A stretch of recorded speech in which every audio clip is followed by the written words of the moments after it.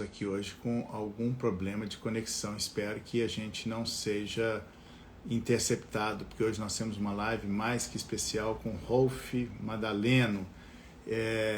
Então, o Rolf está entrando.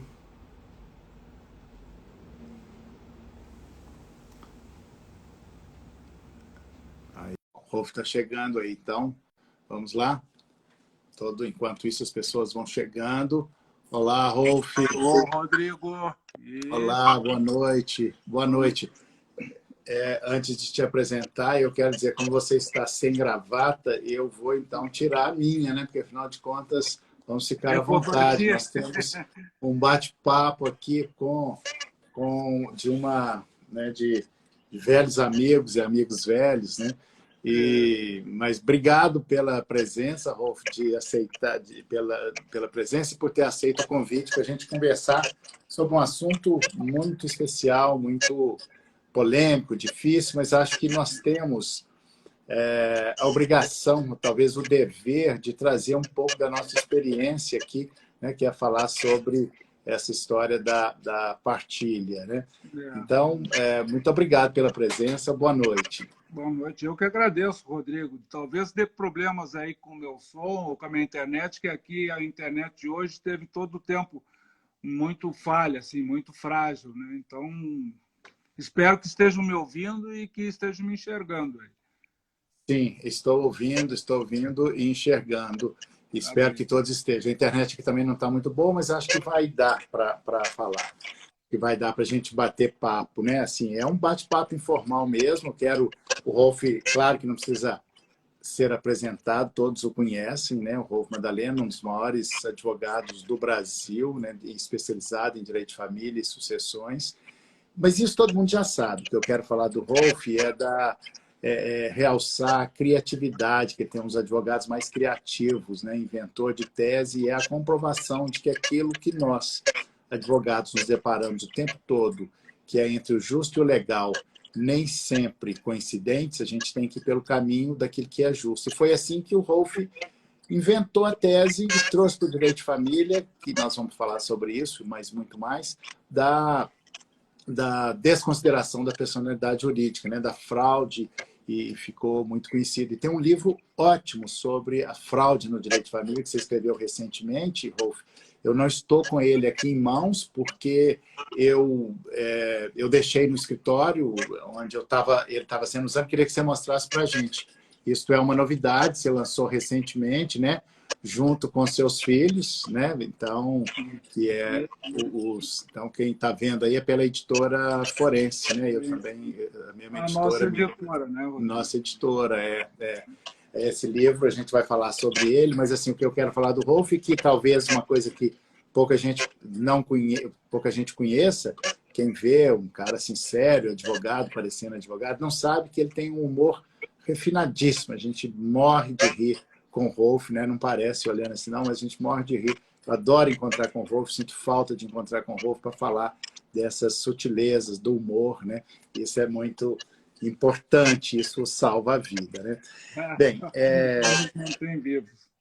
Né? E sem contar também que o Rolf é um dos fundadores do IBDFAM, lá em 1997, no primeiro Congresso de Direito de Família em Belo Horizonte, estávamos nós lá fundando o IBDFAM. E assim já se passaram 25 anos, e essa instituição que tem fortalecido, ajudado a fortalecer as nossas ideias, e ver, para mim, eu não sei, eu queria ouvir a importância do IBDFAM para você, mas para mim, Rolf, a maior importância é de ver o IBDFAM me dá um lugar, ele me autoriza a ser louco, porque eu vejo que eu não sou louco sozinho, né? Eu posso inventar teses, né? Então, até queria saber, assim, qual que é a importância do IBDFAN na sua vida, como é que isso, não sei se você tem essa mesma sensação. É fácil eu falar, e graças a Deus eu pude estar presente lá em 1997, quando da fundação do IBDFAN, que nasceu, que todos nós soubemos, a partir da iniciativa tua, Rodrigo,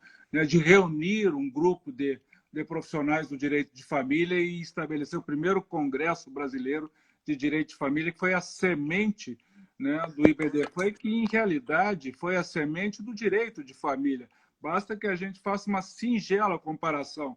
O Código Civil ele tem 20 anos, o IBDFAN tem 25 anos. Essa segunda caminhada dos 20 anos que nós agora comemoramos do Código Civil, em especial do livro de Direito de Família e do Direito às Sucessões, essa caminhada ela só existe porque existiu antes dela o IBDFAN, que foi quem jogou as luzes sobre essa estrada que nós caminhamos agora nesses últimos 20 anos e que fez toda a diferença. Porque se a gente olhar o passado, o direito de família e o direito das sucessões teve, em realidade, poucas alterações. As grandes alterações vieram na segunda jornada, nessa segunda estrada, com a caminhada iniciada pelo IBDFAN. E é por isso, então, que nós também, em função do IBDFAN, é que podemos enxergar essa terceira jornada, essa terceira caminhada, que é o direito de família, o direito das sucessões do futuro. Porque senão eu tenho idade para falar isso. Porque senão nós íamos estar como do tempo da Idade da Pedra, lá em 1978, quando eu me formei. Um direito de família que era um direito de família completamente indisponível, que ninguém tinha acesso, que ninguém podia mexer, que ninguém podia ser feliz no núcleo familiar, porque interessava a manutenção da família a qualquer custo. E esse custo se deve hoje pela trajetória, aonde nós chegamos e aonde nós vamos, ao IBDFAN. Viu como é fácil eu falar do IBDFAN? Pois é muito bom ouvir isso. E, aliás, quem ainda não é associado ao IBDFAN, venha se juntar a nós, né, para fazer parte, integrar essa comunidade aí, né, político-científica e tal. É muito prazeroso isso. Isso nos autoriza, né, porque quando você a pensar um pouco além, né, Rolf?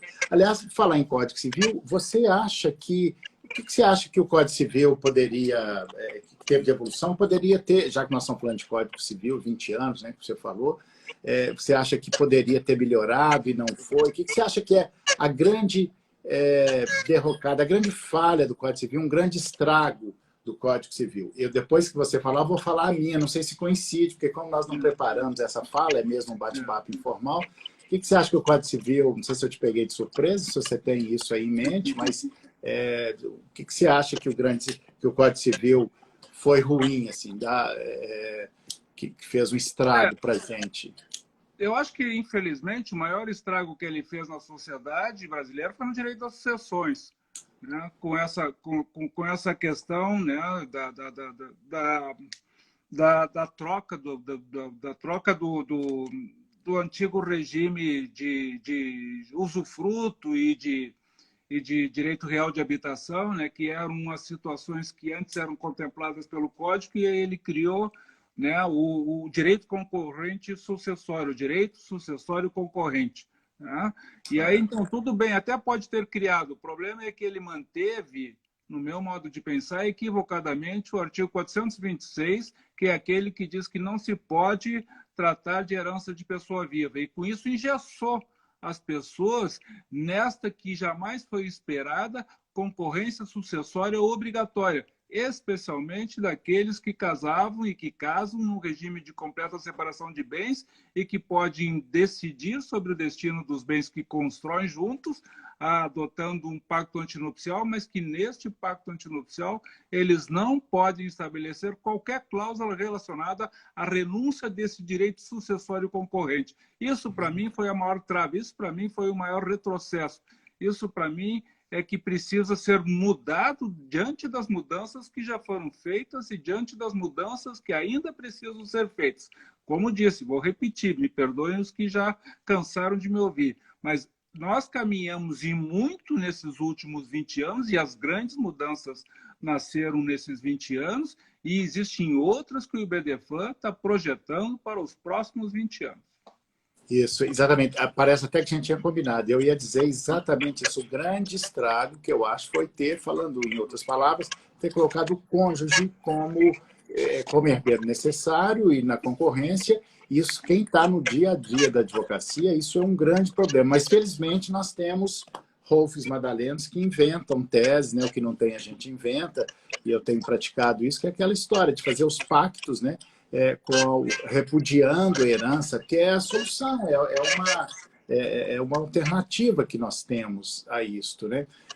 Mas acho que isso foi um grande estrago, sim. Claro que tem outras coisas que poderiam ter sido melhores, como no artigo 1796, aquele o capítulo da União Estável, né, que fala, que trata ainda o concubinato como direito das obrigações, ou seja, é família, mas não pode dizer que é família, né? Não sei se você pensa assim também, mas tudo bem, há 20 anos atrás, acho que se hoje nós ainda debatemos isso, né, ainda não é aceito pelos tribunais, naquela época, então, muito menos, né, apesar de que ter inserido a união estável num capítulo do Código Civil, já foi um avanço, né? Mas, sem dúvida, eu penso assim também, sabe, Rolf? Acho que essa questão da concorrência sucessória foi um grande estrago. Nós temos projeto de lei, né, tramitando no Congresso, mas mas felizmente a fonte do direito não é só a lei. Aliás, a lei é uma das fontes, e enquanto não vem, enquanto não modifica, nós vamos inventando moda, criando teses e tal, né? É isso que nós vamos fazendo, né? É o jeito que a gente encontrou de melhorar esse direito, né? O direito das famílias brasileiras. Mas se a gente fizesse um retrospecto, só para falar e avançar um pouquinho mais na ideia do Código Civil, veja o que se criou durante os 20 anos. O Estatuto do Idoso, o divórcio extrajudicial, o inventário extrajudicial. Essa, para mim, foi a maior conquista desse período pós-Código Civil, porque estabeleceu, em definitivo, a tal da autonomia privada, que gerou a grande mudança que hoje nós encontramos de poder fazer dos negócios de família negócios que podem ser contratados e que no passado não podiam. A emenda constitucional 66, que é a cara do IBDFAN, que acabou com a culpa da discussão judicial, que eternizava os litígios e deixava de lado o que importava, que era o direito das pessoas poderem se divorciar e fazerem a partilha das coisas que tinham construído em conjunto. E as pessoas ficavam presas, amarradas a esse atraso do direito civil brasileiro. Isso só para citar duas das coisas, né? Entre outras tantas, né? Que tomaria todo o nosso tempo. O João Batista Vilela dizia, ele tinha uma frase que eu gostava muito, ele dizia que o maior sinal de atraso do ordenamento jurídico brasileiro é a discussão de culpa, né? E que foi sepultada com a emenda 66. Aliás, só para a gente, já que recordar é viver, você se lembra, né? O Rolf estava lá, nós estávamos em Tiradentes na elaboração, fizemos a redação dessa emenda, que foi uma proposta, para quem não sabe, foi uma proposta do IBDFAN, que apresentada ao Congresso através do então deputado que era representante do IBDFAN, Sérgio Barradas Carneiro, né, que somos muito gratos a ele, eternamente gratos. Mas você se lembra, Rolf, nós naquela pousada lá em Tiradentes, né, um grupo, a diretoria do IBDFAN e algumas pessoas elaborando essa emenda, né? Acho que a gente não tinha noção daquilo, era uma simples redação, mas acho que a gente não tinha noção do alcance. Imagina, quando é que a gente imaginou que nós, o IBDFAN, iríamos mudar a Constituição do país, né? Muita ousadia. Mas o legal é que a gente vai delirando junto e acaba que o sonho vira realidade. Aliás, o Shakespeare fala que o sonho é o que precede a realidade. Foi o nosso sonho, tá? Isso foi um dos grandes avanços, né, do direito familiar. E eu acho que outro sonho, Rodrigo, que vale a pena mencionar é agora da tributação ou da bitributação do imposto de renda, que é outra realização do IBDFAN, desse 6-0 que nós iniciamos no julgamento, que é histórico, que existe essa tributação desde 1988, e se não fosse a iniciativa do IBDFAN de promover a ação direta de inconstitucionalidade em 2015, ainda que a tramitação esteja demorando, e ainda que o ministro Gilmar Mendes tenha pedido, né, o destaque desse processo, o grande destaque é que está em 6-0. E o grande destaque é que esses 6-0 são difíceis de esconder e de voltar atrás. Então, essa é uma conquista que o IBDFAN também, logo em seguida, provavelmente terá que comemorar, porque isso é um fato social, de repercussão social, e que respeita a qualquer pessoa que vive dessa subsistência que é a pensão alimentícia, que nunca foi salário, né?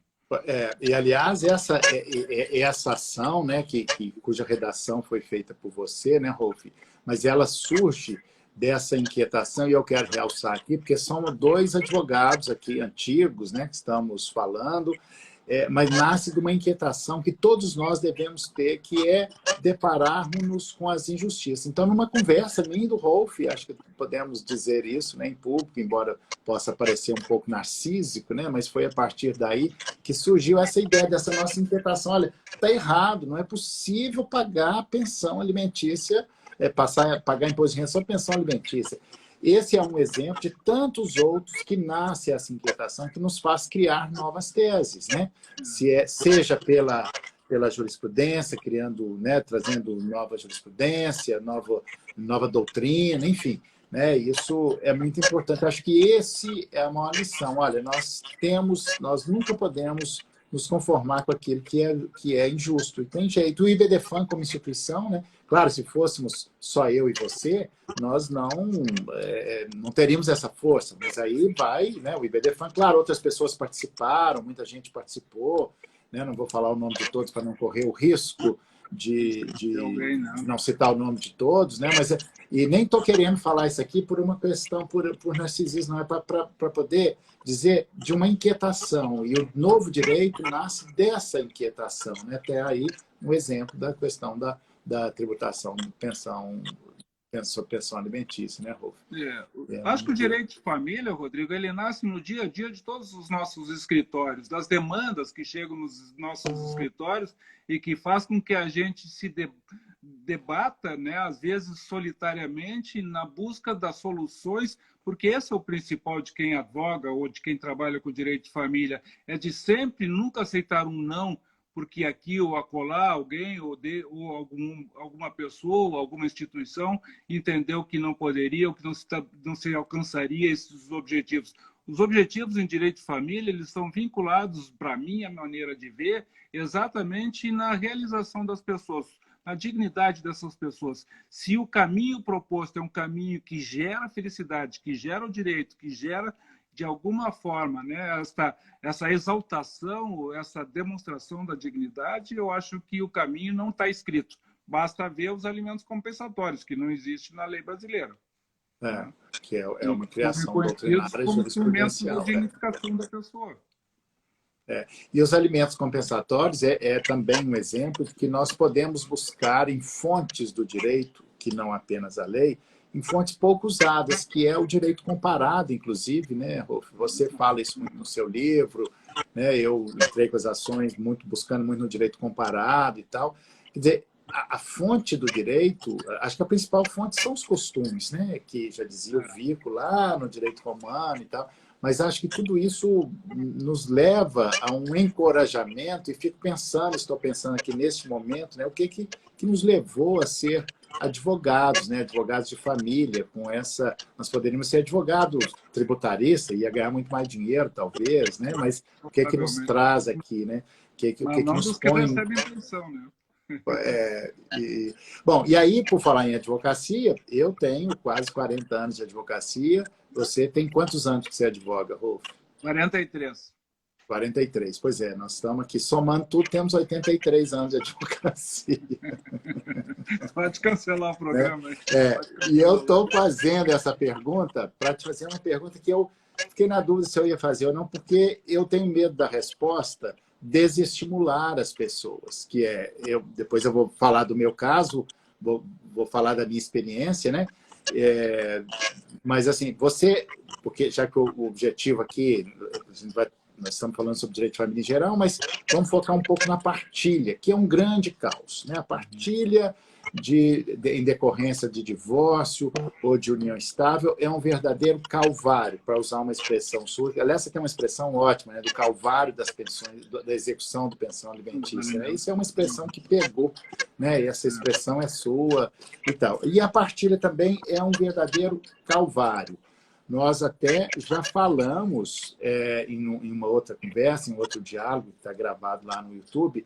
Isso é uma promessa e não está esquecido, e já fica aqui anunciado novamente agora uma coisa mais concreta, porque a partilha é tão difícil que nós vamos, Rolf deu uma ideia, e nós vamos encampar isso, nós vamos ter que fazer um projeto de lei para fazer especificamente sobre partilha. Porque tem algumas coisas que são impensáveis. Por exemplo, você vai fazer uma execução de alimentos ter o mesmo rito processual que você executa um cheque, uma nota promissória. O CPC não mudou isso, né, Rolf? É tão absurdo. Então, da nossa inquietação é que nascem isso. Mas aí a pergunta é, você já viu, nos seus 43 anos de advocacia, uma partilha litigiosa chegar ao final?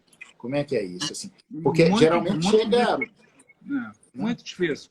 Elas, quando terminam, terminam por acordo entre as partes. Ou, que é o mais comum, terminam por aquela clássica sentença de deixar tudo em condomínio, ou seja, vocês começam tudo de novo lá no juízo civil, extinguindo o condomínio. Então, a gente fica 10, 20, 30 anos litigando para fazer a partilha no juízo de família e essa partilha nunca chega ao fim. Se chegar, chegou por acordo, provavelmente com um prejuízo muito grande de alguém que não podia esperar e que precisava mais do que o outro, que podia postergar, ou provavelmente chegou, então, numa decisão judicial que resultou no estabelecimento de um condomínio. Isso é o maior crime que os juízes de família podem fazer em relação a quem conta com a partilha. Acho que proposta nossa essa de se fazer uma lei relacionada ao processo de partilha, porque nós estamos usando o rito dos inventários para fazer uma partilha que é eminentemente litigiosa na maioria das vezes. E esse litígio não tem nenhum ritual, não tem uma forma escrita no Código de Processo Civil que trate desse assunto e que dê efetividade. Como, por exemplo, uma coisa muito singela que seria, nós já conversamos sobre isso, que seria aplicar lá a pena de perdimento do bem para quem sonega. Né?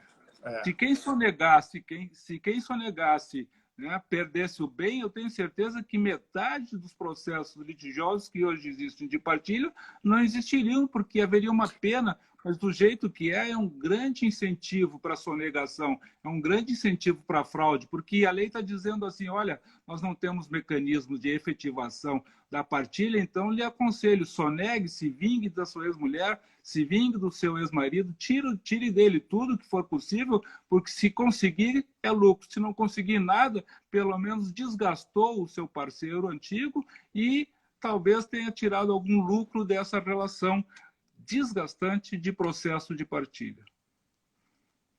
Pois é, e isso tudo contando com uma estrutura do judiciário que naturalmente, em razão da morosidade, privilegia, beneficia a parte economicamente mais fraca, claro, né? Isso é cruel, né? Assim, é criminoso, mas eu acho que, então, agora que nós já conseguimos, né, praticamente conseguimos tirar a tributação da pensão alimentícia, nós vamos nos concentrar agora, Rolf, em melhorar esse aspecto da partilha. Nós temos uma reunião marcada, na semana que vem vou te falar a data, chamar algumas pessoas, nós vamos elaborar um projeto de lei e apresentar esse projeto de lei, porque aí, para melhorar isso, nós temos que ter um outro rito processual, né? Porque aí não tem jeito, não adianta a gente entrar com uma ação de inconstitucionalidade diferente. Essa aí nós vamos ter mesmo que fazer um projeto de lei. Né? Nós vamos ter que reinventar. E por falar... Oi? Vamos ter que reinventar a roda da partilha processual. Né? Sim, porque sim, essa sim. que sair é ineficaz e desencoraja. Ela não se presta às... E já foi pior, por incrível que pareça, Rodrigo, porque antes, no passado, antes da emenda constitucional 66, recorda, não faz muito tempo, foi 2010, a gente tinha que primeiro alcançar o fim do casamento declarando quem foi culpado, para só depois iniciar a partilha. Então, só essa discussão de culpa já tomava uns 5 anos do processo das pessoas.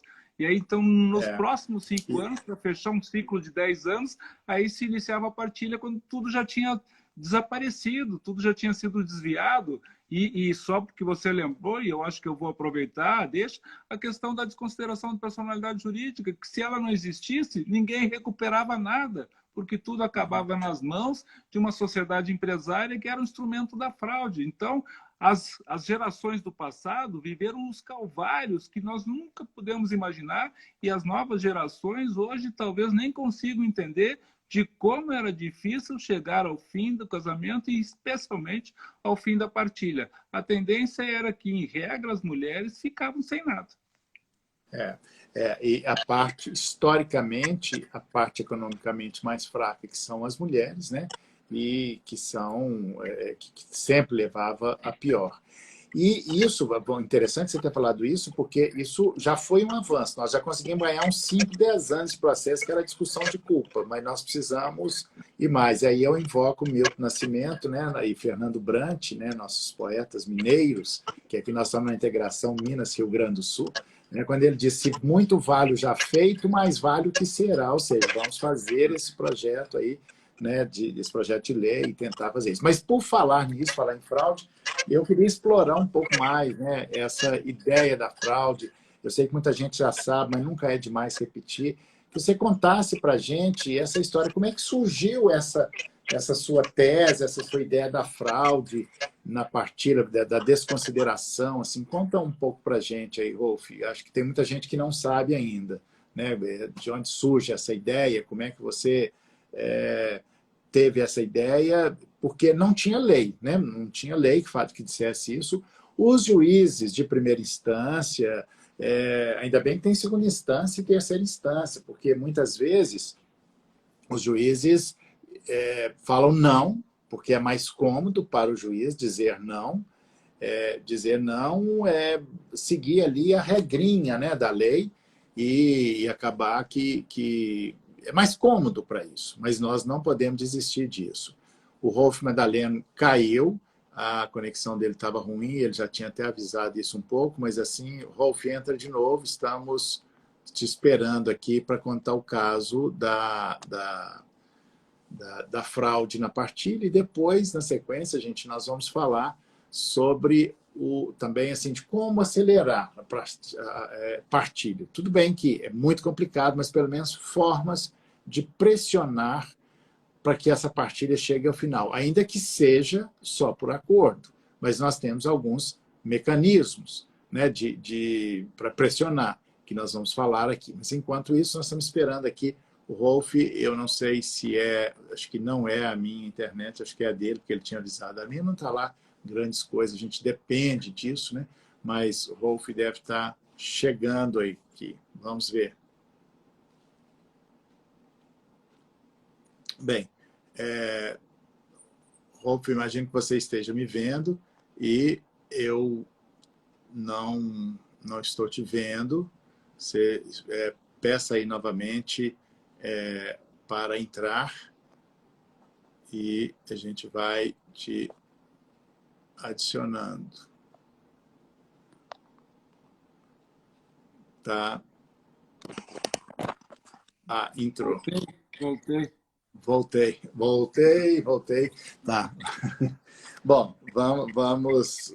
Isso acontece nas melhores famílias, né? Assim, de cair, né? A gente cai e levanta, né? A gente cai e levanta. Graças a Deus. Ricardo está perguntando se vai ficar gravado, tudo vai ficar gravado. Bom, mas a gente estava falando, só para reconectar e fazer nexo na nossa fala, o Rolf estava contando, e aí eu repito a pergunta para quem não tinha ouvido. Como é que surgiu essa ideia da fraude, né? Foi o juiz de primeira instância. Conta esse caso para a gente, Rolf. Eu já sei, já conheço, mas nunca me canso de ouvi-lo. Na realidade, tudo que eu escrevo sempre é decorrente das experiências como advogado, né? Então, uma situação, alguém me procurou porque o marido estava se divorciando e tinha saído da empresa construtora que ele possuía. Isso era muito simples, ele fez a alteração do contrato social e 50% das cotas da empresa construtora que ele possuía foram, né, transferidas para uma interposta pessoa. E, obviamente, isso era uma forma singela de fazer a fraude, ou de praticar a fraude, deixando todos os bens em nome da pessoa jurídica, porque então era dispensável a assinatura do cônjuge. E essa senhora me trouxe e disse: olha, eu era rica da noite para o dia e agora empobreci. E aí, o que eu faço? Porque em nome do casal não tinha nada, tinha as cotas que ele transferiu. E aí eu passei a noite, eu me lembro disso, passei a madrugada no escritório, nem dormi, tomei uma sopa Knorr, nem sei se sabem o que é isso, mas tomei uma sopa Knorr, passei o sábado e domingo, até que me veio à luz, lá por empréstimo das outras áreas do direito, esta ideia da desconsideração inversa. Ou seja, se a pessoa usa a empresa como instrumento de fraude, o juiz nem sempre precisa acreditar que aquilo que a empresa consigna é verdadeiro, porque chega a ser uma afronta ao direito daquele que está sendo fraudado às escâncaras, né? E levei essa tese para um recurso no Tribunal de Justiça e sempre Mas conto. você perdeu em primeira instância? Perdeu em primeira instância? Perdi em primeira instância, levei o recurso para o tribunal, fui lá fazer a sustentação oral e não me esqueço do que eu ouvi. Conto isso sempre que tem oportunidade. Me disse o desembargador relator: o senhor não conhece o direito comercial, era comercial na época, o senhor não conhece o direito comercial brasileiro, o senhor não conhece o artigo 220 do Código Civil de 16, que diz que uma coisa é uma coisa, outra coisa é outra coisa, completamente diferente. O senhor vem aqui nesse tribunal, traz esses estrangeirismos aqui e quer que nós adotemos essas suas teses. E eu sei que eu saí de lá que nem o Paulo Coelho, né? Sentei à beira do rio e chorei copiosamente, porque frustrou esse processo, né? Mas resolvi escrever primeiro um artigo a respeito disso e depois um pequeno livro que se chamava Desregar no Direito de Família, e que foi o embrião dessa tese que depois deu margem a um segundo livro e agora esse terceiro livro através da fraude, né? Que é esse que eu mostrei no começo da nossa live. E fico muito orgulhoso de que isso tenha servido e continua servindo e servirá para toda a vida, né, para tentar evitar ou minimizar os nefastos efeitos da fraude que faz com que as pessoas percam tudo em todos os campos do direito. Percam pensão alimentícia porque o cara não tem nenhuma renda que aparentemente seja a dele, perdem os bens, perdem a execução, perdem no direito às sucessões porque a sociedade empresária ela se serve para fraudar em qualquer ramo do direito, sucessório, execução de alimentos, partilha de família e execução de alimentos, se é que eu já não estou repetindo. E em qualquer uma dessas situações, a fraude esvazia os créditos das pessoas com procedimentos escancaradamente, visivelmente fraudatórios, né? Mas que os juízes davam relevância àquilo que os contratos escreviam e não aquilo que os contratos escondiam. E, infelizmente, assim nós vivemos durante muito tempo. Tanto é que só foi consagrado, eu comecei a escrever isso em 1992, e só foi consagrada com a tese da desconsideração inversa no CPC de 2015. Eu girei esse Brasil falando da desconsideração de 1992 até 2015. Agora eu não preciso mais falar, agora eu só preciso contar. Mas eu me esforcei em todos os recantos desse país, tentando demonstrar que a tese não era uma loucura que o desembargador, que vive até hoje, e eu sei onde ele mora, me disse que era. O que ele come, o que ele... Sei tudo, sei tudo. A vingança será maligna. E aí, isso é, Rolf Madalena. Rolf, você está contando essa história, e eu me lembro que eu passei por isso exatamente quando eu ia falar dessas teses, quando eu inventei a tese do abandono afetivo, o juiz de primeira instância quase mandou me prender, falou que eu era doido, estava inventando isso. Da mesma forma, recentemente, na primeira instância, do divórcio pós-mortem, e que e segunda instância abraçou e tal, mas isso tudo interessa para todo mundo que ouve aqui, gente, é que nós não podemos desistir de sonhar com aquilo que é justo, né, Rolf? E isso é a função, a missão, a nossa função como advogado. Acho que a gente tem que acreditar nisso e podemos criar essas teses consistentes, e aí é que vai mudando o direito de família, né? Isso é um ato político. A política hoje, ela passa pela questão da família e é pelo pensamento, que é isso. Isso que você fez é um ato político revolucionário e que beneficia muita gente, né? Isso é emocionante, isso que eu queria que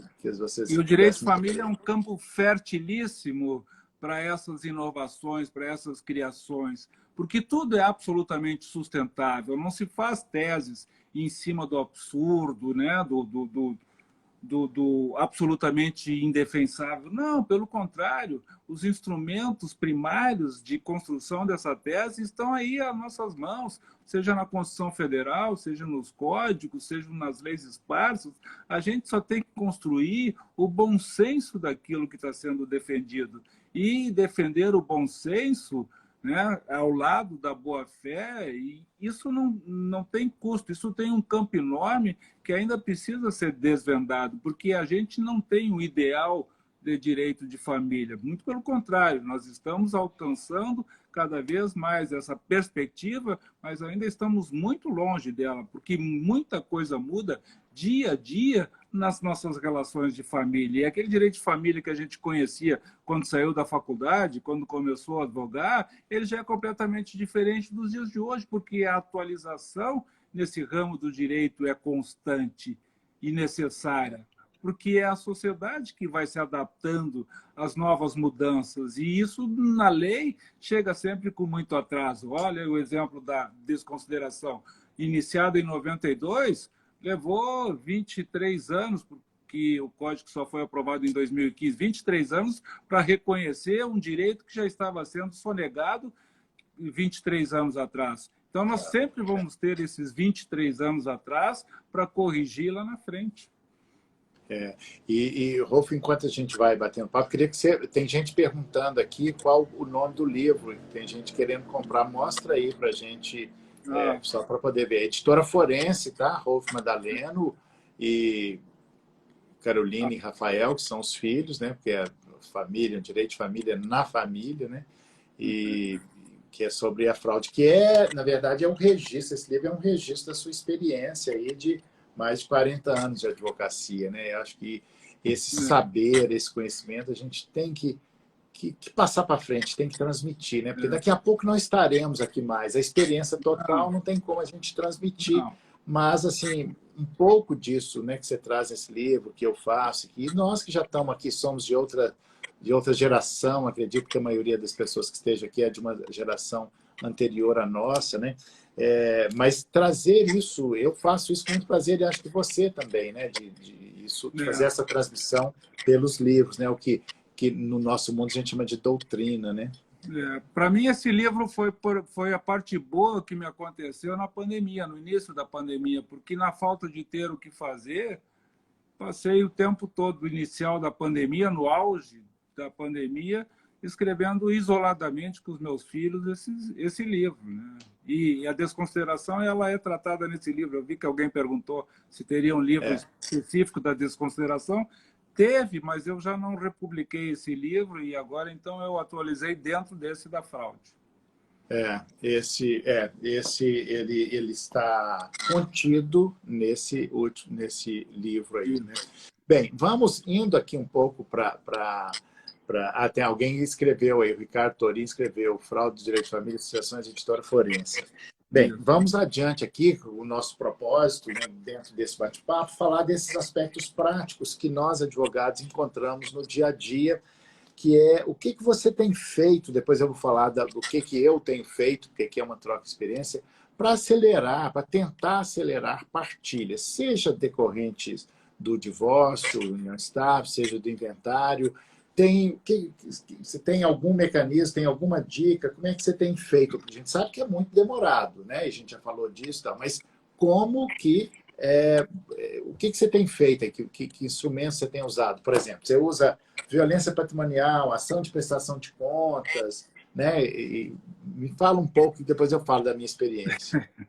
Talvez a sua experiência seja melhor do que a minha, Rodrigo. Eu aqui com a pandemia andei meio isolado aqui, mas eu acho que o fato é que a gente tem que buscar alternativas que forcem e que criem um temor pelo prosseguimento do processo. Ou seja, se a gente se acomoda e fica ali no básico da petição inicial, de uma partilha futura, que dependerá de prova ainda a ser realizada, provavelmente nós pararemos no tempo durante muito tempo. Então, a gente tem que encontrar mecanismos, medidas cautelares, medidas, né, que antecipem esse provimento judicial. Então, muito importante, por vezes, o pedido inicial de quebra de sigilos bancários, de sigilos fiscais, de toda sorte de sigilos, né?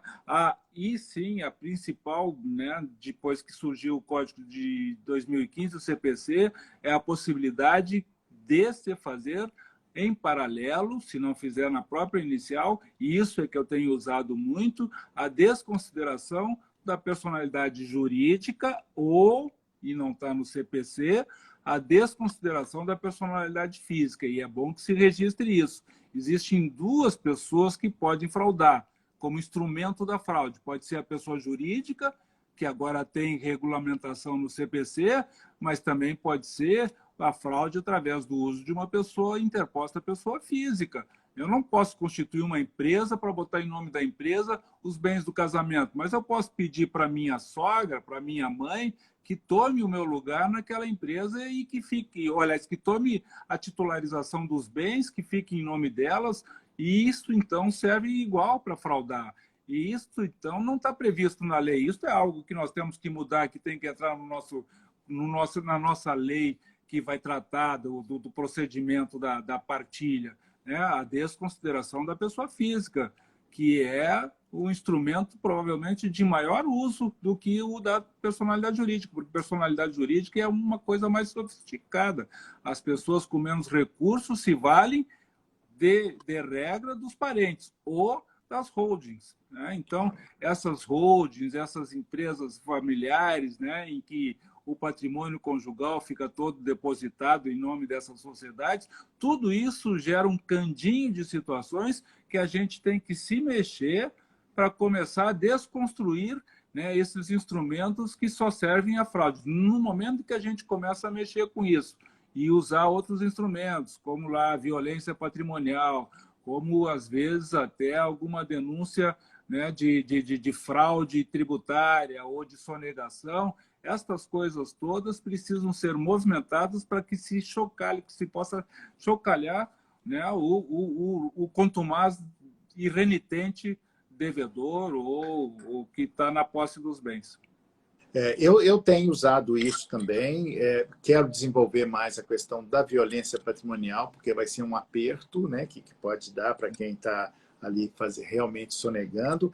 Tem feito ação de prestação de contas dos bens, né, tem previsão expressa de prestação de contas dos bens do casal.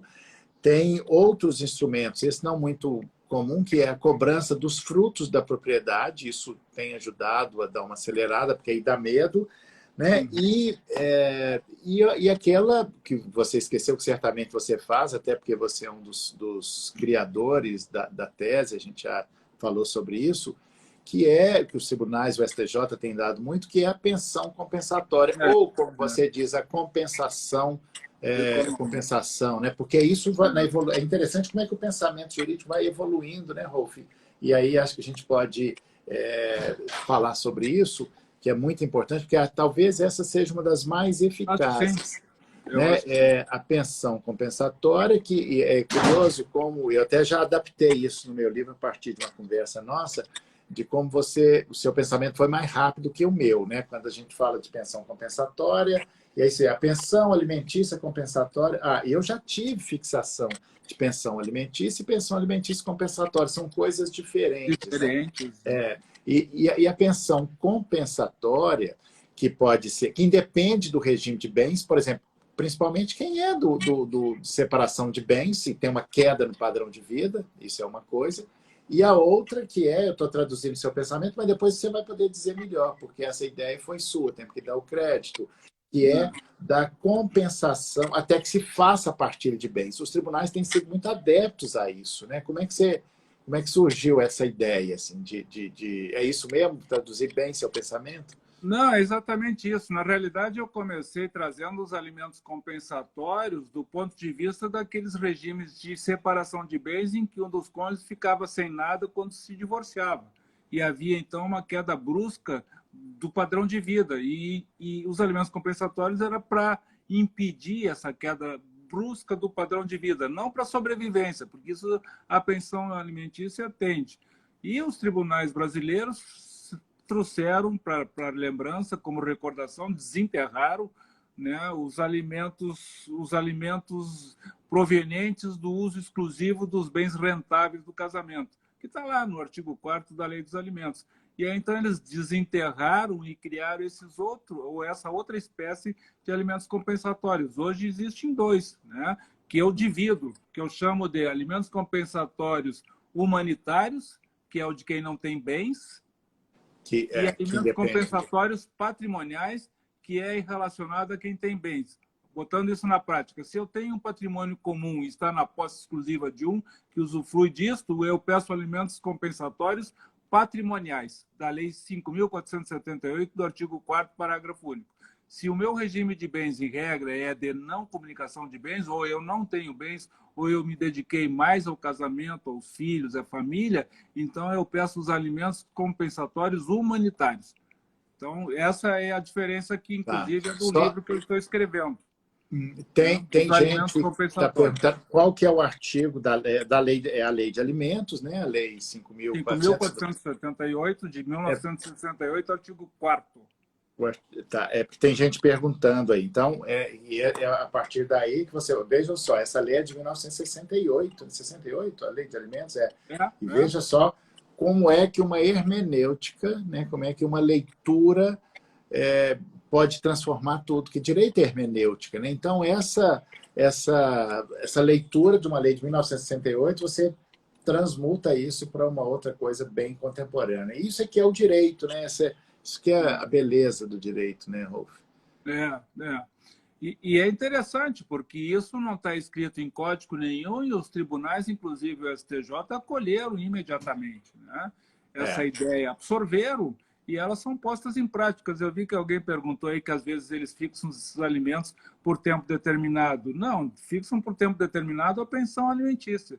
Os alimentos compensatórios patrimoniais da Lei 5.478 são fixados até a efetiva partilha. Por isso que o Rodrigo lembrou muito bem, que eu até tinha me esquecido, de que talvez o maior instrumento de aceleração da partilha seja o pedido de alimentos compensatórios patrimoniais, ou seja, que me repassem as rendas dos bens comuns. Agora, existe um certo receio, um certo perigo, né? Porque, às vezes, né, dependendo de como eu formulo o meu pedido, para o que está na posse dos bens, é melhor ele me pagar um valor mensal que é bem menor do que o valor que se traduz na minha ameação sobre os bens. Por exemplo, se os bens comuns geram 50 mil por mês, 25 seriam meus. Mas se o juiz fixou esses alimentos compensatórios patrimoniais em 5 mil, meu ex-marido ou minha ex-mulher me paga 5 com o maior prazer e embolsa os outros 20. Então, eu tenho que ter o cuidado do que eu vou pedir. Se eu vou pedir os alimentos compensatórios pela posse exclusiva desses bens, ou se eu vou pedir, numa espécie de prestação de contas, o pagamento da minha ameação sobre esses bens. Então, isso é uma coisa que eu preciso examinar antes de promover a ação.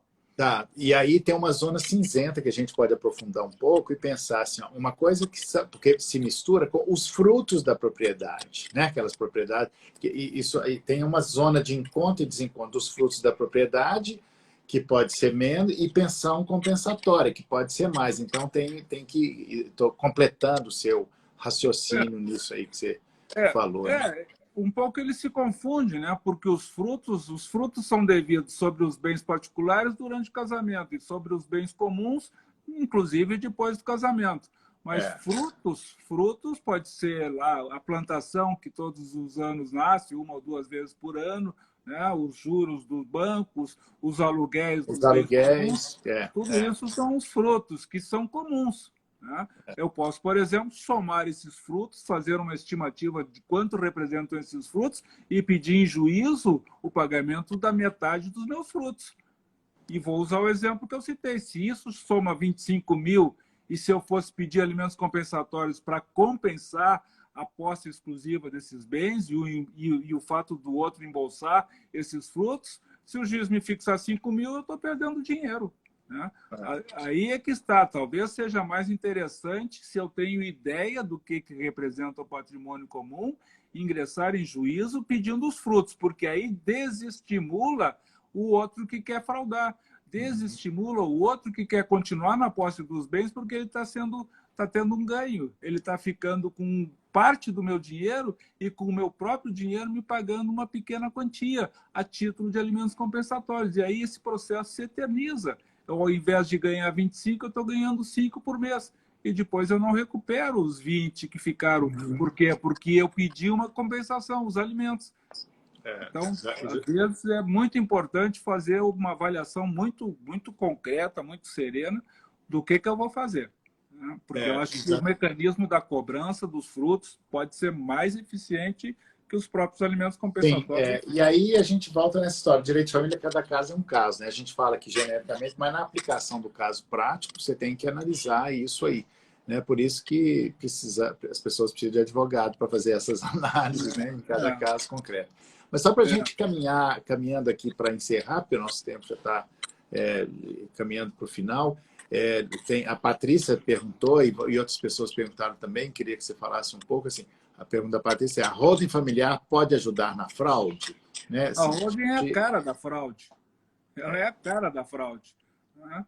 Porque holding familiar, tudo bem, pode ter lá suas vantagens para efeitos de tributação, etc. e tal, mas quando ela se presta para ficar no domínio de um só dos cônjuges, e esse único cônjuge, né, ficar com a administração livre e isolada desse patrimônio, isso já foi feito para fraudar o regime de bens. Começa que o que a gente vê, às vezes, em holdings é assim, ó, o marido tem 60% das cotas, a mãe dele, minha sogra, tem mais 20, soma 80 e os outros 20 que sobram são meus. Isso fraudou o regime de bens. A rigor, esses bens são do casamento e deveria ser 50% para cada um. No momento em que eu fiz essa alteração do percentual, eu já fraudei a lei. E só por estar fraudando a lei, fraudando em realidade o regime de bens, só por esse fato já deveria ser desconsiderada judicialmente a existência da fraude. Aliás, da holding. E só para reafirmar aí, a Rosa Ribas está perguntando se pode pedir a desconsideração da personalidade jurídica da holding. Claro, a holding é uma sociedade empresária como qualquer outra. Nós desconsideramos a pessoa jurídica. A holding é uma pessoa jurídica.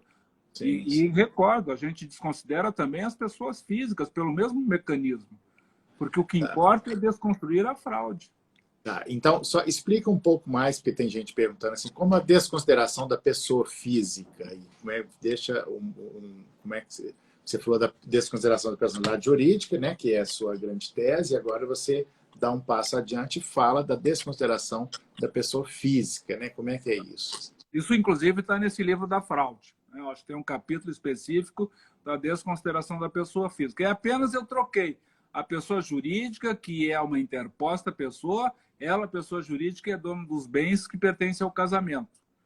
Se eu não usei o recurso da pessoa jurídica para desviar os bens do casamento, então eu estou me valendo de uma amiga ou de uma pessoa que me é próxima, um parente, alguém em quem eu possa ter confiança, para transferir os bens do casamento para essa pessoa que aparece como titular desses bens, quando em realidade esses bens pertencem ao casamento. Vou dar um exemplo bem rápido de um processo que eu enfrentei.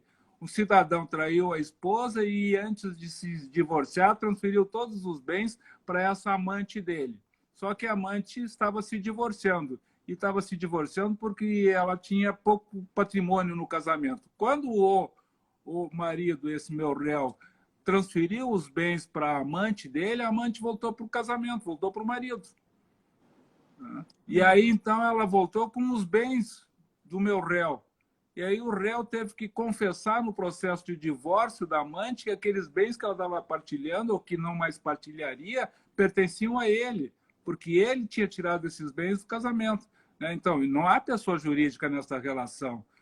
E, às vezes, não se consegue provar, porque aí, nesse processo, tinha uma confissão de fraude. Mas, às vezes, não existe essa confissão de fraude. E esse é o grande segredo da desconsideração de pessoa jurídica, porque não são contratos que denunciam a ocorrência de fraude, são indícios pelos quais a gente vai tendo que desvendar cada um desses indícios para que o juiz se convença de que realmente aqueles bens não pertencem àquela pessoa jurídica ou que não pertencem àquela pessoa física e que essas duas são pessoas interpostas que serviram apenas de instrumento da fraude daquele cônjuge que tentou desviar os bens. Não importa se é pessoa jurídica ou se é pessoa física. São pessoas que titulam bens que não lhes pertencem, ajudando o cônjuge a fraudar o patrimônio do casamento.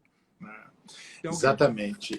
Que é o que você fala da desconsideração inversa, né? Que você vem construindo isso. Agora é interessante como é que isso vem amadurecendo dentro de você, né? E isso vai ficando cada vez mais claro, né? A gente fala disso, assim, você fala disso há anos. Eu, por exemplo, com direito e psicanálise, quanto mais eu falo, mais eu entendo, mais eu vejo que precisa melhorar. E isso vai tendo na maturidade, isso vai ficando mais claro e mais fácil, por exemplo, de transmitir, como você está transmitindo aqui para a gente isso, né, Rolf? Não tem Muito nada a bom. ver com a teoria da aparência, como eu vi alguém aí que falou isso. A teoria da aparência é aquela pessoa que aparenta não ter nada, mas que tem muito, e que então a pensão alimentícia deve ser fixada de acordo com o que ela aparenta e não com o que ela apresenta. E aí acrescenta uma outra expressão que a gente usa muito também, já consagrada pela doutrina de jurisprudência, que é sinais exteriores de riqueza, né? É a teoria da aparência. Estou completando o raciocínio, a teoria da aparência, ter sinais exteriores de riqueza, que, aliás, hoje em dia, uma das grandes fontes de prova dos sinais exteriores de riqueza são as redes sociais, né? Tanto que os mais espertos nem postam nada, né? Assim, parece um pobre coitado, mas tem alguns mais narcísicos, mais exibicionistas, aí entrega o ouro direitinho ali nas redes sociais, né? Eu tenho usado muito as redes sociais como fonte de prova aí desses processos, imagino que você também e todos vocês, né? E vale muito, né? Vale todo, vale como prova, direto. Né? Os mais espertos são discretos. Os mais espertos são mais discretos. Mas todo narcisismo fraudador tem uma falha. Todo fraudador, em algum momento, ele se denuncia. Né? Porque é fácil. Tem vários indícios que a gente tem que perseguir e são muito fáceis de perceber. Por exemplo, ele vende um imóvel, não entrega o imóvel, continua morando naquele imóvel. Ou quem comprou aquele imóvel é uma interposta pessoa física que não tem recursos para comprar aquele imóvel.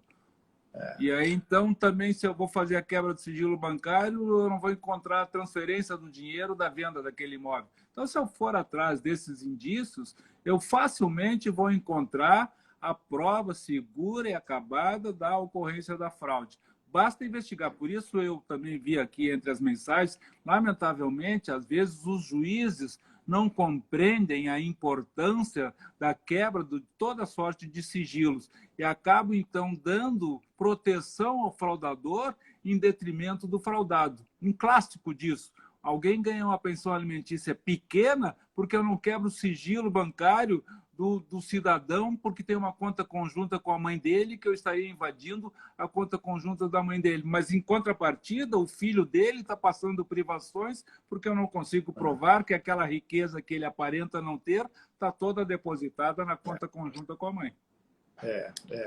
E eu não poderia deixar de terminar lembrando de psicanálise, que sempre encontra, que é de falar de fetiche, né? Alguns juízes viram os fetichistas da lei. Isso é o próprio fetiche da lei, é quando a formalidade passa a ser maior e ter mais importância do que a essência, né? É exatamente isso que você falou, né, Rolf?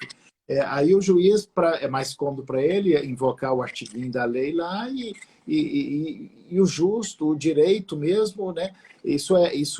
São os fetichistas da lei, ou seja, a lei, a regra, vale mais do que a essência que é o direito, né? Mas temos juízes corajosos, o juiz precisa ser corajoso, né?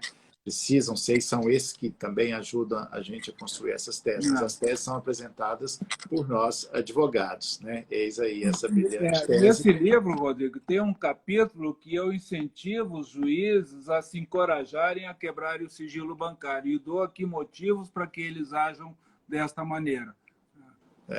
Esse livro seu é sensacional, assim, acho que é a grande contribuição sua para o direito, que ficará para sempre, né? Algumas coisas ficam, que é uma marca sua, né? Que é até engraçado, a gente até já brincou comigo, né? Sua marca é a fraude, né, Rolf? Nós somos na verdade, é o combate à fraude, né? A minha marca é a psicanálise da Berenice, os direitos humanos, enfim, cada um traz, mas acho que essa é a sua grande obra. O seu livro, que eu até tenho aqui, Manual de Direito de Família, o livro, o curso, que é muito bom, está no ranking dos melhores, mas esta Não sei se você tem noção disso. Essa é a sua grande obra na vida, a sua grande contribuição ao direito de família, que ficará para sempre, atravessará gerações, né? E a gente tem que continuar pedindo, porque os juízes precisam ser convencidos com o tempo de que eles não precisam se acovardar de quebrar o sigilo de quem covardemente quebra as pernas de quem precisa sobreviver. Bem, é isso aí. Gente, muito obrigado pela presença de todos, né? Foi muito bom. Ficaria conversando com o Rolf aqui a noite toda, mas nós temos que respeitar um horário. Rolf, então, muito obrigado. Obrigado a todos que estão aqui. A live ficará gravada e eu vou depois também te mandar, se você quiser publicar no seu perfil, para os seus seguidores também. Né? Eu gostei muito, foi uma conversa natural, espontânea, como deve ser, né? Porque acho que a gente vai ficando mais velho, né? Nós já somos idosos, já passamos dos 60 anos, e a gente vai entendendo e aprendendo que a sabedoria está na simplicidade, né? Quanto mais a gente aprende, mais simples a gente vai ficando. Eu quero ser assim, cada vez mais simpes, né? E acho que estamos assim, né? Obrigado, Rolf. Suas palavras, se quiser despedir, Rolf. Quer despedir? Obrigado a todos que nos acompanharam, né? Fico muito feliz que tenham estado conosco até este momento e, quem sabe, logo mais a gente se encontra presencialmente e também virtualmente. Estou com saudade de todo mundo. Tá. E gostei aqui do Flávio Jacinto, nosso conterrâneo do IBDFAN do Ceará, diz que essa live é de utilidade pública. Gostei da brincadeira. Isso ilustra o ego, né? E enaltece o nosso Narcisismo. Obrigado, Flávio. Obrigado a todos. Gente, até amanhã. Um abraço.